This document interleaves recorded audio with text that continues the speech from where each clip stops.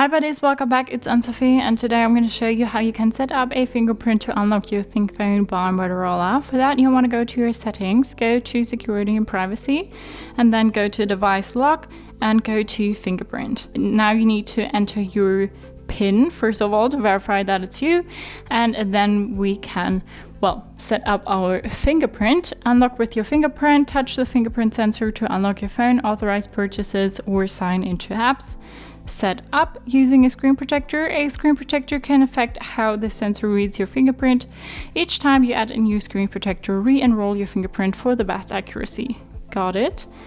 Find the sensor, touch and hold the sensor icon on the screen. You'll need to touch the sensor several times to record your fingerprint.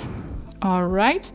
Touch and lift. Put your finger on the sensor and lift after you feel vibration. Move your finger with each touch and record your entire fingerprint. So we will do that.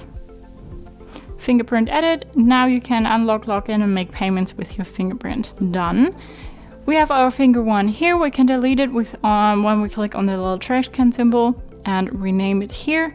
We can add a fingerprint here, and we're going to go ahead and lock our phone and then want to unlock it. And that's how fast it goes. Now we're back on the phone. So that's how you can set up a fingerprint to unlock your Thinkphone by Motorola. Hope you liked it, hope it helped. If so, thumbs up, share and subscribe, and I hope to see you next time. Bye.